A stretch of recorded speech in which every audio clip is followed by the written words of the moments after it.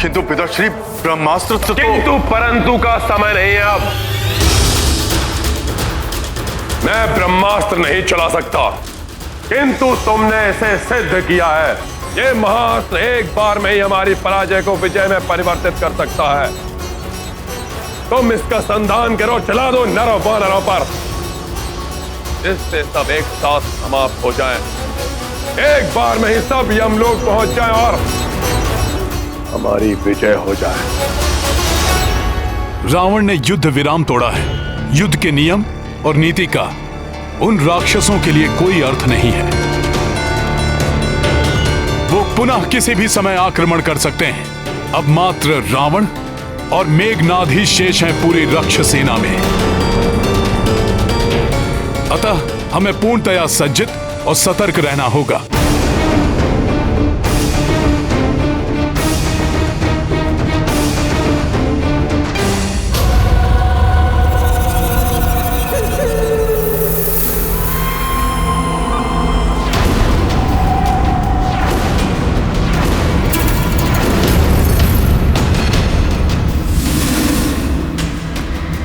महापार्श, भ्राता लंकेश वानरों के समीप पहुंच रहे हैं। वे संकट में घिर सकते हैं। देखो, वानरों में भी हलचल मच रही है। हमें अपनी रक्षक सेना के साथ किसी भी स्थिति का सामना करने के लिए सजग रहना होगा।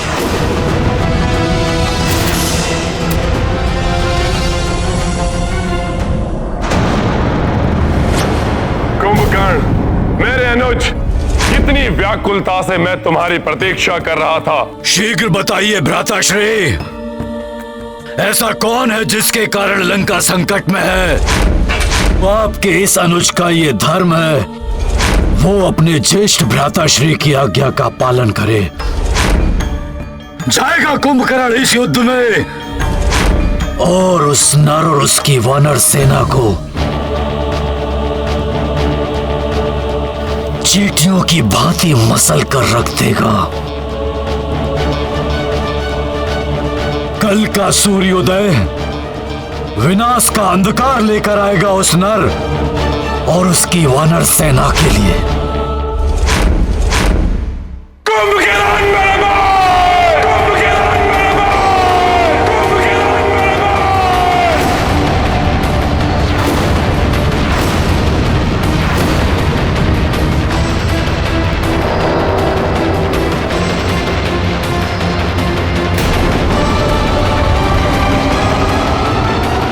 ये यहां युद्ध करने नहीं, कुंभकर्ण की मृत्यु पर शोक प्रकट करने आया है। नहीं, ऐसा नहीं हो सकता। आकाश फट सकता है, पृथ्वी पलट सकती है, लेकिन नहीं, तुम्हें कुछ नहीं हो सकता मेरे भाई। तुम मुझे इस प्रकार छोड़कर यमलोक नहीं जा सकते। हे महाशक्ति पुंज कुंभकर्ण, रावण का बल थे तुम, मेरा दाहिना हस्त थे तुम कुंभकर्ण। इस प्रकार मुझे अपंग बनाकर निद्रा में कैसे लीन हो सकते हो तुम कुंभकर्ण? संसार को एकाकी ही समाप्त करने का सामर्थ्य रखने वाले कुंभकर्ण, तुम कैसे समाप्त हो सकते हो?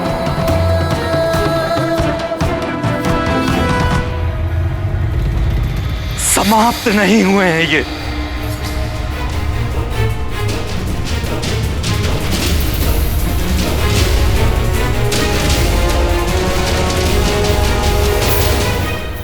प्रभु श्री राम के बाणों द्वारा मुक्ति मिली है इन्हें। इसी बात का भय था मुझे, आपको भी चेताया था मैंने, किंतु आपने धक्कार कर मुझे निकाल दिया। अपने नहीं अपनों के प्राण हरे हैं, और वो अपना तुम ही हो द्रोही भाई विभीषण।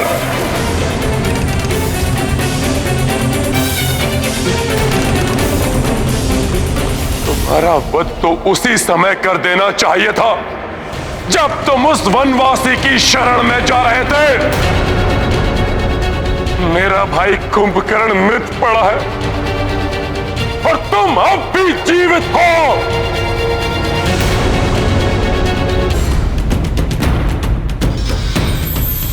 विलंब से ही सही, परंतु अपनी भूल का सुधार करूंगा मैं, तुम्हारा अंत करके।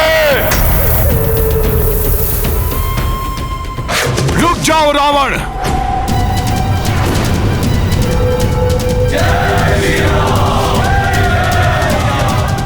अंत कर देंगे राक्षसराज रावण का। हाँ, मार डालो इसे यहीं। मार दीजिए इसे, अंत कर दीजिए इसका। हम पूर्णतया सजग हैं आक्रमण के लिए। अंत कर दीजिए हनुमान जी इसका। हाँ, मार डालिए इसे, रुक जाओ सब। अंत कर दीजिए इसका। रावण अपने भाई की मृत्यु पर शोक प्रकट करने आया है। ऐसे में इस पर आक्रमण करना अनुचित होगा। हाँ, हनुमान का कथन पूर्णतया नीति संगत है।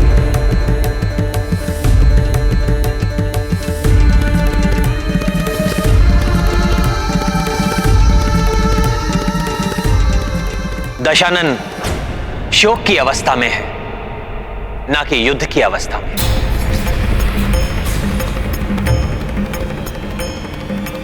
रावण, वीर गति प्राप्त हुई है कुंभकर्ण को। मरणोपरांत जो सम्मान एक महान योद्धा को मिलता है, उसका अधिकारी है ये।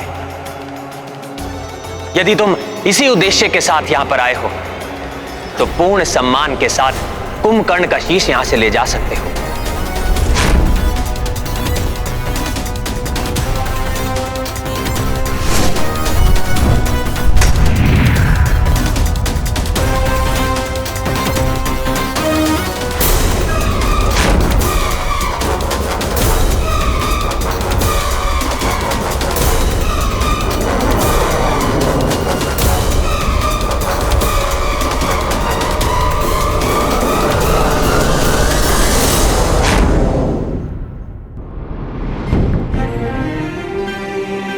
रावण, तुम्हारे महाबली भाई की मृत्यु हुई है। दारुण दुख है ये तुम्हारे लिए एवं तुम्हारे परिवार के लिए। इसका विधिवत अंत्य संस्कार करो। मैं तत्काल युद्ध के लिए दबाव भी नहीं डालूंगा। इसकी अंत्येष्टि के लिए कल हमारी ओर से युद्ध विराम होगा।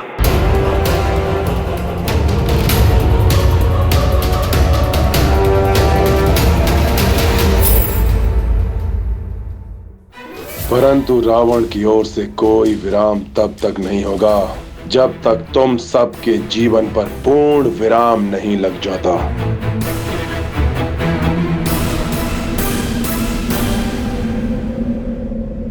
प्रभु की उदारता के लिए इन्हें धन्यवाद तो दे दो रावण।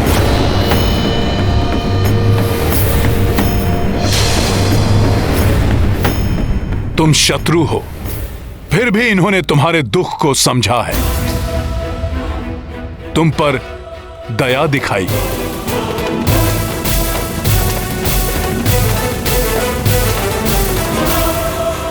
दया? दया के पात्र निर्बल होते हैं वानर, और रावण निर्बल नहीं है। रावण के हृदय में तुम सबके प्रति दया नहीं, घृणा है, घृणा।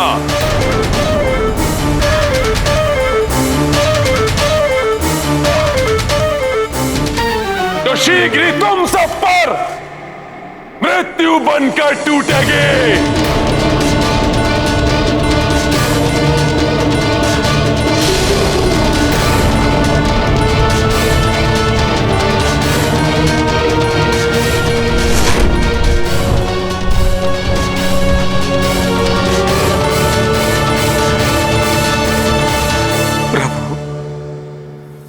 भ्राता कुंभकर्ण की अंत्येष्टि के लिए आपने जो उदारता एवं सहजता दिखाई है, मैं उसके लिए सदैव आपका आभारी रहूंगा। यदि आपकी अनुमति हो तो मैं भ्राता कुंभकर्ण के अंतिम संस्कार में सम्मिलित होने के लिए लंका जाना चाहता हूं। विभीषण जी, वहां जाने से आपके जीवन को संकट हो सकता है। किंतु अपने भाई की अंत्येष्टि में ना जाना भी तो विभीषण जी के लिए अत्यंत ही पीड़ादायक होगा।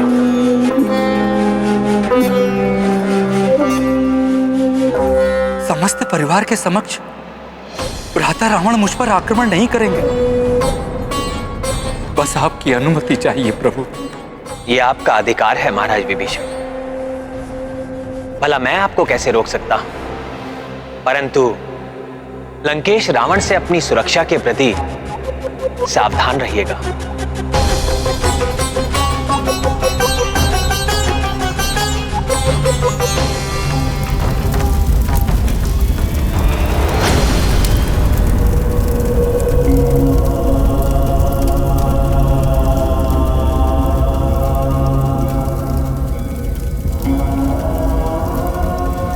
कुंभकर्ण मेरे पुत्र,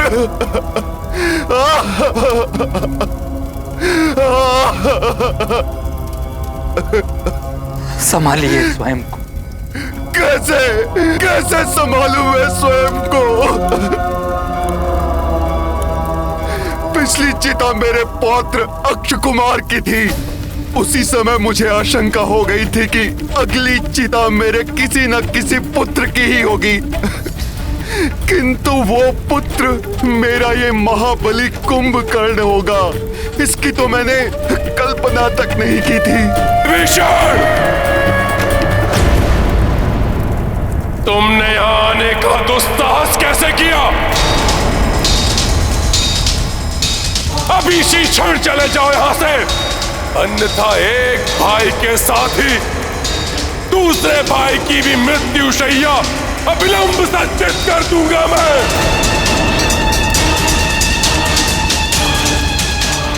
जाओ और बताओ मेरे भाई का वध करने वाले उस वनवासी को किसे चित हो जाए वो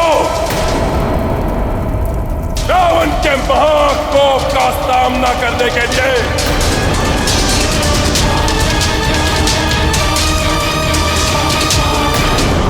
जाओ। बस रावण, उस वनवासी ने नहीं किया है मेरे पुत्र का वध। तुमने रावण, तुमने किया है मेरे पुत्र का वध। तुम्हें सबने समझाया था, कहा था सौंप दो सीता को, संधि कर लो राम से, किंतु तुमने किसी की नहीं मानी। सुख की नींद सोया था मेरा पुत्र कुंभकर्ण, तुमने असमय जगाकर उसे काल के मुख में डाल दिया रावण। तुम्हारे पापों का दंड भोगा है इसने। तुम्हारी मां मूर्छित पड़ी है, अपने पुत्र के अंतिम दर्शन तक नहीं कर पाई वो। रावण, एक पुत्र के लिए निकलने वाले अश्रु कहीं दूसरे पुत्र के लिए हाय न बन जाए। महाज्ञानी हो ना तुम रावण, इतना तो ज्ञान होगा ही तुम्हें कि एक माता पिता के संतप्त हृदय से निकली हुई हाय सर्वनाश कर सकती है। सर्वनाश होगा, उन नर और उन वानरों का सर्वनाश होगा। अब तो ये मिथ्या दंभ छोड़ दो रावण, अभी भी समय है, रोक लो ये विनाश। इस युद्ध विराम के अवसर का लाभ उठाकर जाओ और श्री राम से क्षमा मांगकर सीता को ससम्मान सौंप दो। महाराज लंकेश, एक अशुभ समाचार है। राजकुमार निरांतक वानरों का नाश करते हुए तीव्रता से वानर राज सुग्रीव की ओर बढ़ रहे थे, किंतु अंगद से हुई मुठभेड़ में वो वीर गति को प्राप्त हो गए।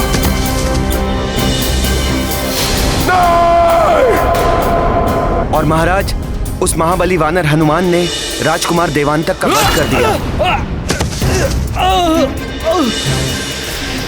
और महाराज, महोदर और महापार्श्व नल और नील के हाथों मृत्यु को प्राप्त हो गए।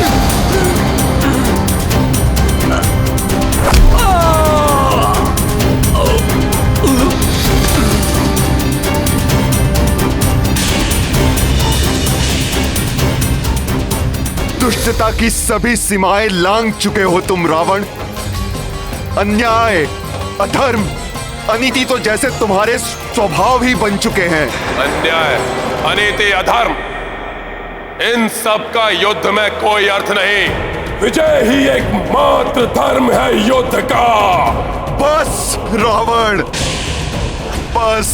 और कितनी बलियां चाहिए तुम्हारे इस दंभ को टूटने के लिए? अपने एक पुत्र और एक भाई के पश्चात नरांतक, देवांतक, महोदर और महापार्श्व भी तुम्हारी इस दंभ की भेंट चढ़ चुके हैं। क्या तुम्हें अब भी समझ में नहीं आया कि किस महाकाल से शत्रुता मोल ली है तुमने? महाकाल का भी काल है ये रावण। अब तो स्वयं ब्रह्मदेव भी उतर आए तो नहीं समझा सकते इस रावण को। मैं अपने महाबली भाई के वध का प्रतिशोध लूंगा। अब मेरे परिजन, मेरे सभी योद्धा या तो रणभूमि में लड़कर मरेंगे या विजय श्री प्राप्त करके मेरे प्रतिशोध को पूर्ण करेंगे।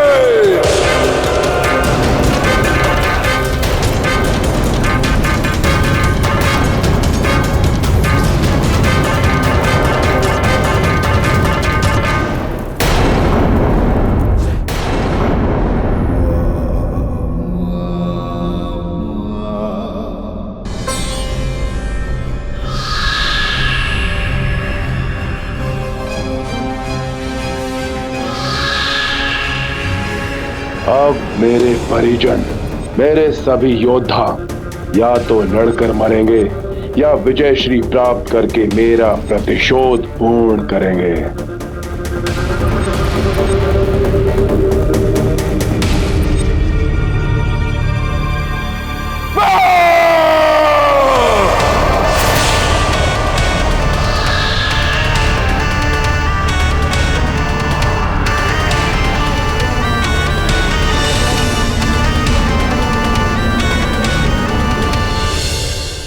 अब कौन बचा है जो इन नर वानरों की टोली से मेरा प्रतिशोध ले सके?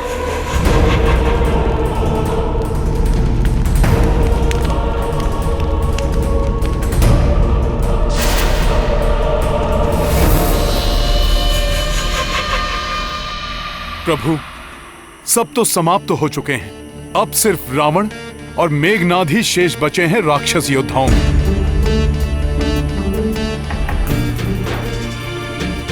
किंतु वो दोनों शक्ति में सहस्त्रों महाबली योद्धाओं से भी अधिक बलवान हैं। हमें उनकी संयुक्त शक्ति को कम नहीं आंकना चाहिए। मुझे पूर्ण विश्वास है वो अवश्य हमें परास्त करने के लिए कोई महाविनाशकारी योजना बना रहे होंगे। पिताश्री, ये दीपक मेरी जीवन ज्योति के रूप में प्रज्वलित है और आपका इस दीपक के निकट आने का अर्थ मैं भली भांति समझ सकता हूं।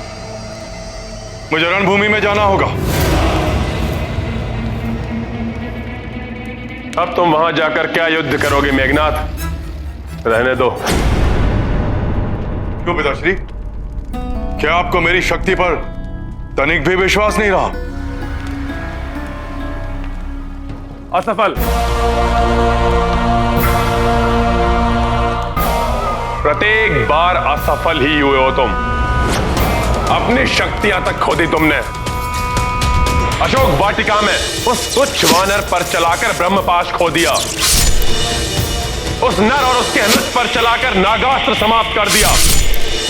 अब जितनी भी मायावी शक्तियां शेष बची हैं तुम्हारे पास, उससे क्या सामना कर पाओगे उन नर और वानरों का?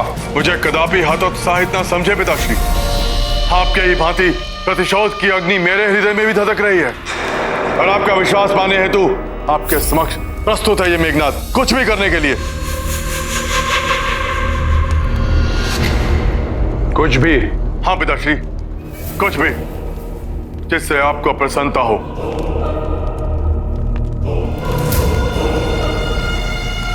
ब्रह्मास्त्र है तुम्हारे पास, उसका प्रयोग करो।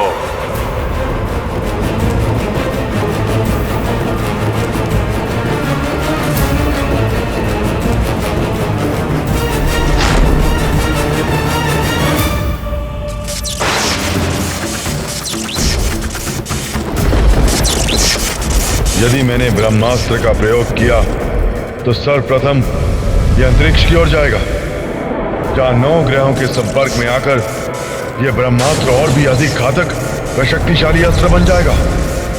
तत्पश्चात धरती की ओर तीव्र गति से लौटने वाला यही शक्तिशाली ब्रह्मास्त्र धरती से टकराकर महाविनाश मचा देगा।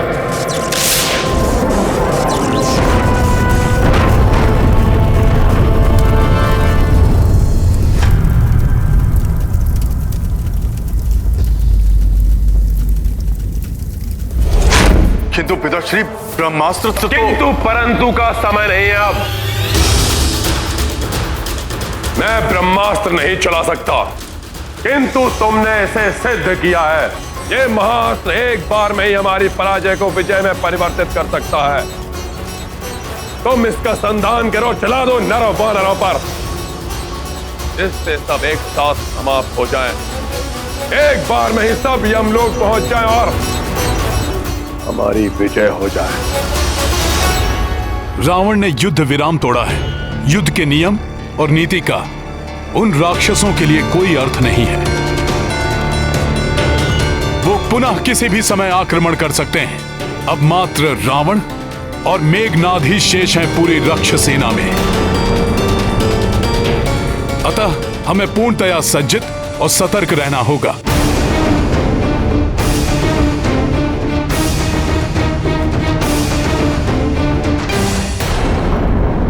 मैं ब्रह्मास्त्र नहीं चला सकता, किंतु तुमने इसे सिद्ध किया है।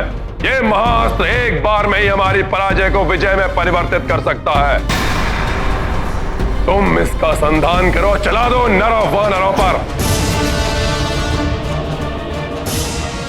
किंतु पिताश्री ब्रह्मास्त्र का प्रयोग तो बहुत ही विनाशकारी होगा। इससे लंका वासियों के प्राण भी जा सकते हैं, यहां तक कि आने वाली कई पीढ़ियां अपंग पैदा हो सकती हैं। होने दो, किंतु पराजय स्वीकार नहीं, विजय चाहिए किसी भी मूल्य पर। प्रतिष्ठा तो बची रहेगी हमारी।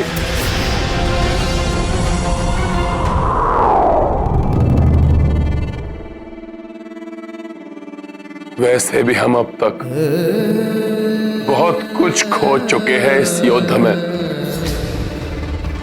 क्या हुआ, भयभीत हो गए कि ब्रह्मास्त्र चलाने से तुमको भी क्षति पहुंच सकती है? नहीं पिताश्री, आपका पुत्र हूं मैं पिताश्री। भय भी मुझसे भयभीत रहता है। मैं ब्रह्मास्त्र का प्रयोग करूंगा, किंतु तब जब मेरी सारी मायावी शक्तियां विफल हो जाएंगी।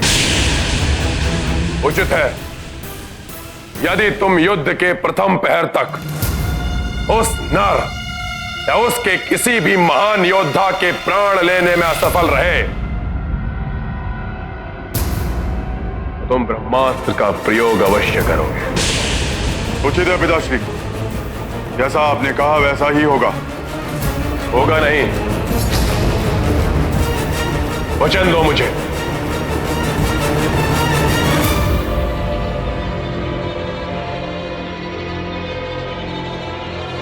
मैं वचन देता हूं पिताश्री, यदि युद्ध के प्रथम प्रहार तक शत्रु मेरे समक्ष खड़ा रहा तो मेरा अंतिम प्रहार ब्रह्मास्त्र ही होगा। तो उत्तम, अति उत्तम मेघनाद। तुम्हारी मायावी शक्तियों के प्रहार में वृद्धि करने के लिए तुम्हारे साथ विद्युत जीवा भी रणभूमि में रहेगा। वो भी महाविनाश मचा सकता है वानर सेना में। पिताश्री मुझे आज्ञा दीजिए, मैं माता निकोम्बिला की पूजा संपन्न करके शीघ्र ही वानर सेना पर आक्रमण करूंगा।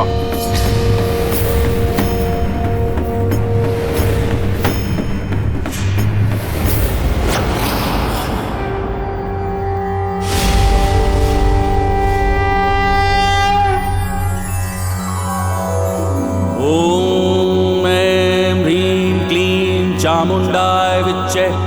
ओम ग्लौं हुं क्लीं जूं सः ज्वालाय ज्वालाय ज्वल ज्वल प्रज्वल प्रज्वल। ऐं ह्रीं क्लीं चामुंडाय विच्चे। ज्वल हम सम लं छम फट स्वाहा। इतनी रात्रि देवी पूजा? मेघनाथ ये इस प्रकार पूजा क्यों कर रहा है? वो देवी निकुंभला की पूजा कर रहा है। रावण युद्ध के लिए मेघनाथ को ही भेजने वाला है और इस समय पूजा का अर्थ है पूजा समाप्त होते ही मेघनाथ आक्रमण के लिए निकल पड़ेगा। आक्रमण रात्रि में ही होगा। परंतु आज की रात्रि हमें सजग और सतर्क रहना होगा। हमें दूर तक अपने सैनिकों को बिखेरना होगा और हर ओर सुरक्षा रखनी होगी। मेघनाथ की पूजा संपन्न होते ही वो किसी भी क्षण बिना चेतावनी दिए ही आक्रमण कर सकता है।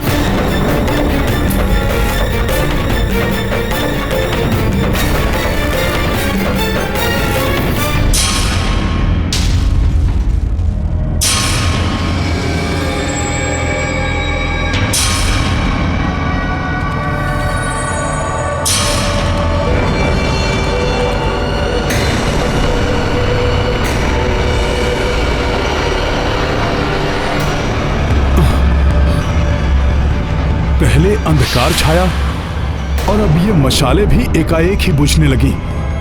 कुछ तो असामान्य है। अकस्मात ही ये विचित्र सा अंधकार कैसे छाने लगा? हाँ, ये अंधकार कैसा?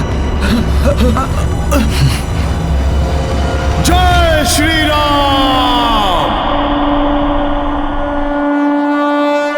सावधान, हनुमान ने चेतावनी का संकेत दिया है, सतर्क रहो।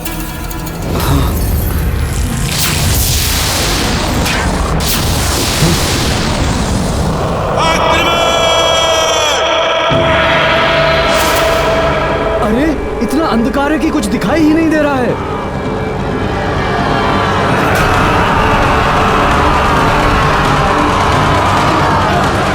प्रतीत होता है कोई शत्रु हम पर आक्रमण करने आया है, किंतु घने अंधकार के कारण कुछ भी दिखाई नहीं दे रहा।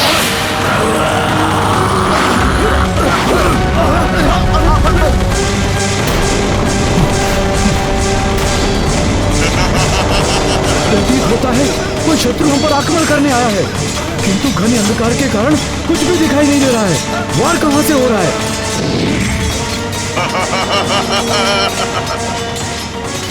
बचाओ, हमें कुछ दिखाई नहीं दे रहा है।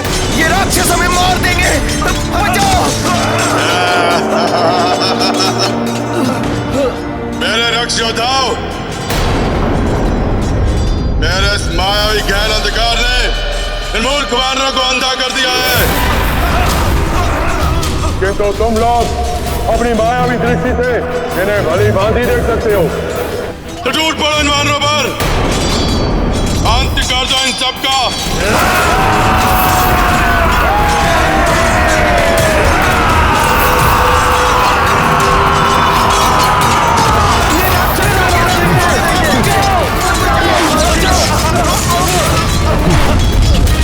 धूर्त राक्षसों, माया युद्ध कर रहे हो। किसी को जीवित नहीं छोड़ूंगा मैं। हनुमान, ये क्या कर रहे हो? बिना देखे वार करोगे तो इन राक्षसों के साथ साथ हमारे वानर योद्धा भी तुम्हारे प्रहार से हताहत हो सकते हैं।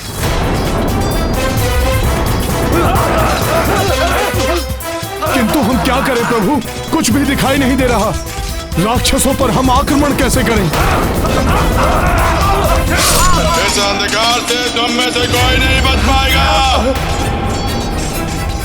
मेरी और विद्युत जीवा की मायावी शक्तियों के समक्ष कोई जीवित नहीं बचेगा। सब मारे जाओगे मूर्ख वानरों, सब मारे जाओगे। अब कोई उजाला नहीं रहेगा। तुम सबके जीवन में, क्योंकि बहुत जल्द ही मृत्यु के अंधकार में समाने वाले हो तुम लोग।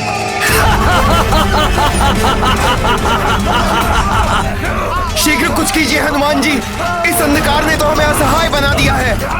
ये राक्षस अंधकार का लाभ उठाकर हमें आहत कर रहे हैं। प्रभु, ये घोर अंधकार तो हमारी सेना को संकट में डाल देगा। प्रभु, इस अंधकार को मिटाने का एक ही उपाय समझ में आ रहा है। कोई सूर्यदेव से शीघ्र उदित होने के लिए प्रार्थना करे। वो इस धर्म युद्ध में अवश्य हमारी सहायता करेंगे। भ्राता सुग्रीव, ये आवश्यक तो है, परंतु ऐसा करना तो अधर्म है। हनुमान का कथन सत्य है महाराज सुग्रीव। हम प्रकृति के नियम के विरुद्ध जाने के लिए किसी को नहीं कह सकते। यदि हम ऐसा करेंगे तो रावण और हम में क्या अंतर रह जाएगा। किंतु प्रभु, हमें शीघ्र ही उजाले का प्रबंध करना होगा, अन्यथा अंधकार का लाभ उठाकर मेघनाथ हमारी समस्त सेना का अंत कर देगा।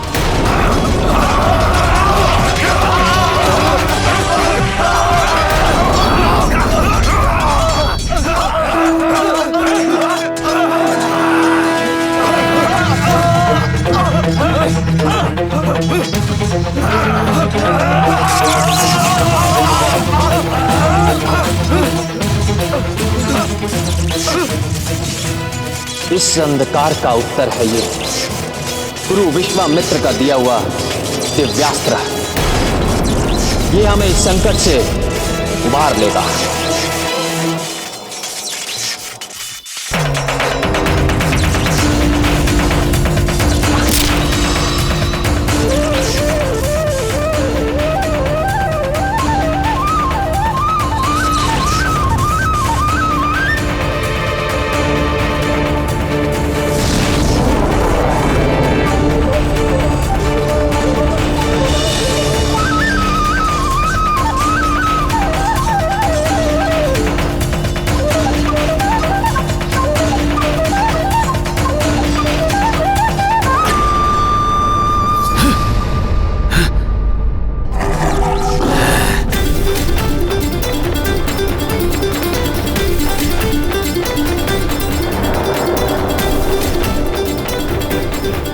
ये दिव्यास्त्र तो मेरी योजना विफल करके रख देगा। अभी नष्ट किए देता हूं इसे। अब संभालो मेरा वार।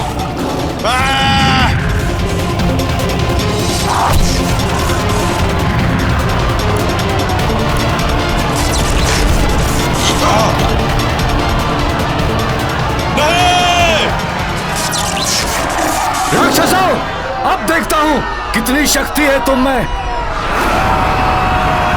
अब कोई माया नहीं चलेगी तुम्हारी दुष्टों। वानर वीरों, टूट पड़ो इन राक्षसों पर। जय श्री राम।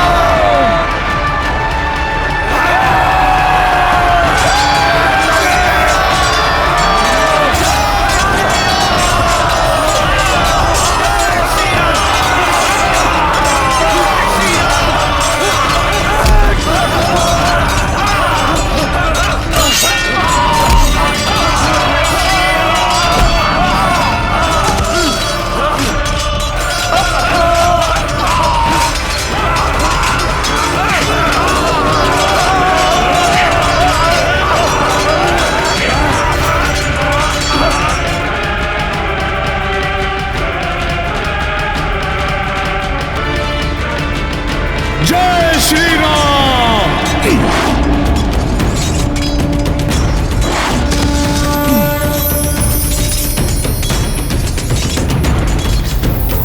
मेरे माया विफल कर दिए वनवासी राम ने। वनवासी राम, अब अंत होगा तुम्हारा मेघनाथ के हाथों।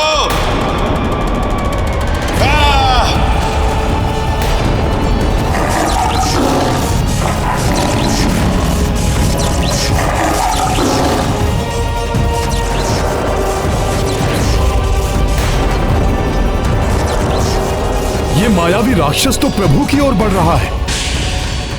जय श्री राम।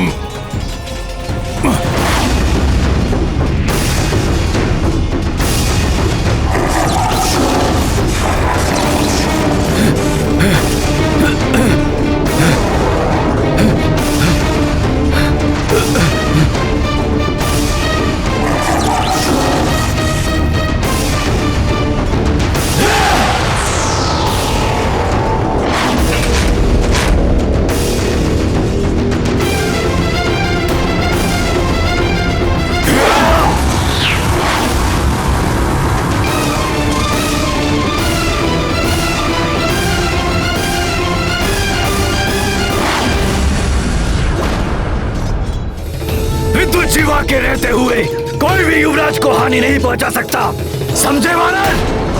मेरे प्रिय काका कुंभकर्ण के वधिक बहुत बड़े धनुर्धर होना तुम, तो करो मेरा सामना। मुझे तुम्हारी चुनौती स्वीकार है मेघनाथ।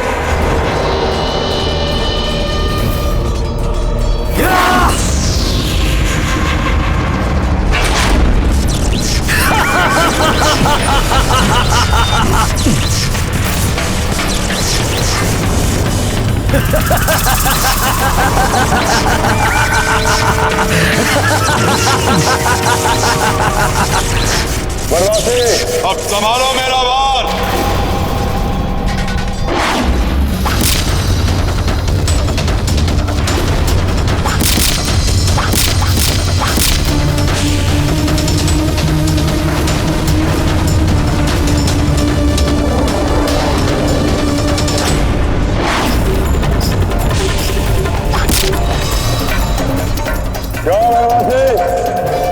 मेरे सैकड़ों बाणों के उत्तर में केवल एक बाण, ऐसे करोगे मेरा सामना धनुर्धर?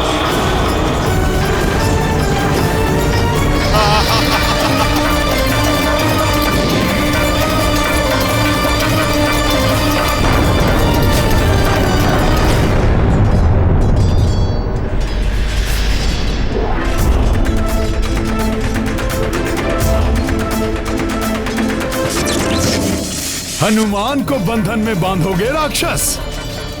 अभी बताता हूं। जय श्री राम।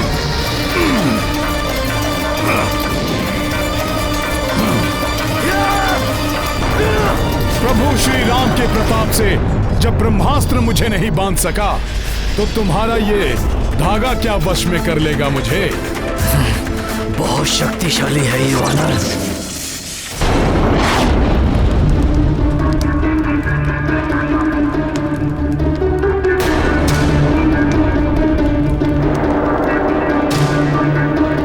अब मेरा ये मायावी चक्र तेरे को तन धनुष के टुकड़े टुकड़े कर देगा।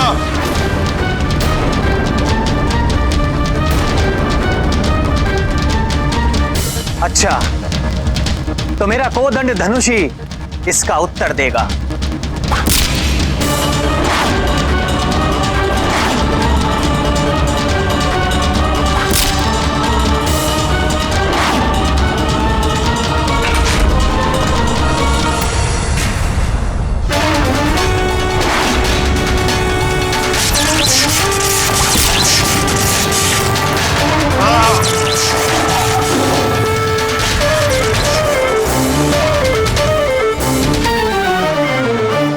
विद्युत जिह्वा प्रभु श्री राम की शक्ति। अब प्रभु के नाम की शक्ति भी देख लो राक्षस। जय श्री राम।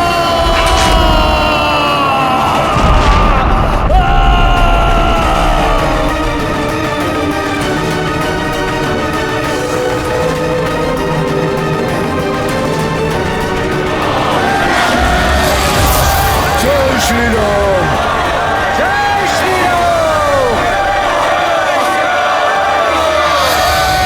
दोनों राक्षस तो अदृश्य हो गए। सावधान साथियों, ये राक्षस माया युद्ध कर सकते हैं।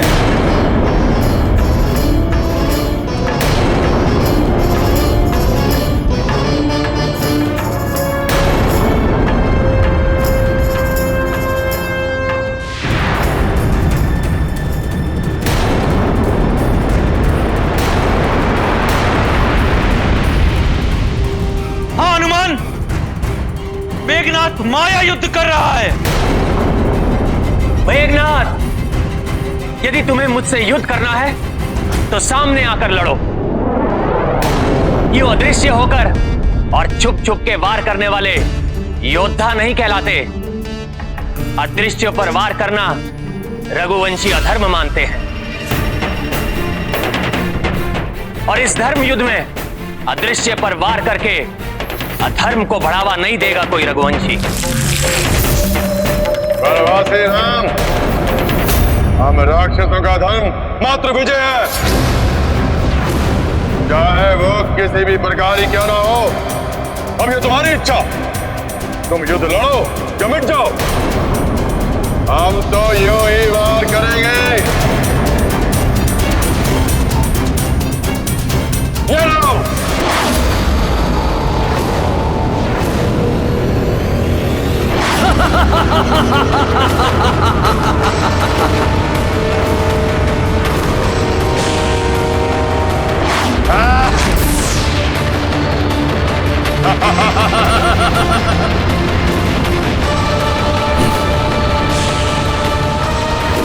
भैया,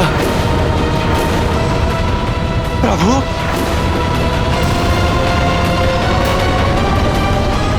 जय श्री राम।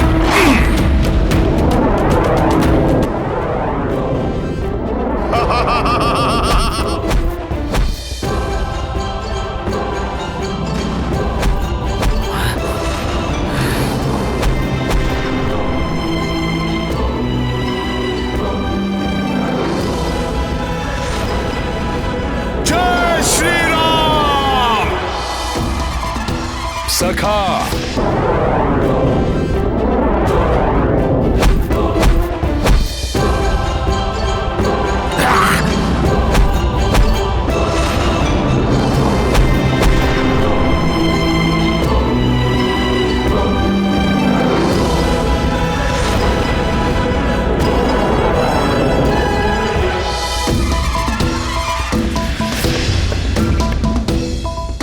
बस मेघनाथ, प्रभु ने जब मायावी युद्ध ना करते हुए धनुष नीचे किया तो तुमने नागपाश चलाया।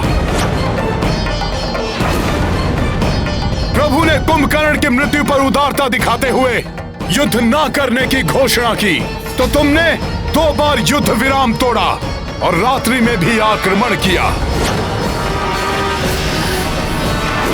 किंतु अब प्रभु की सहजता का लाभ हनुमान किसी को नहीं उठाने देगा। अब चाहे तुम युद्ध के लिए आओ या तुम्हारे पिता रावण, तुमने निहत्थे प्रभु पर शस्त्र उठाया मेघनाथ, अब इसका दंड तुम्हें हनुमान देगा। जय श्री राम। धर्म का पालन, मर्यादित व्यवहार व्यक्ति को इतनी शक्ति देता है कि अधर्मी के सभी छल और कपटपूर्ण प्रहार व्यर्थ हो। राम भक्त महाबली हनुमान को जानना हो तो चैनल को सब्सक्राइब करें और बेल आइकॉन दबाना न भूलें।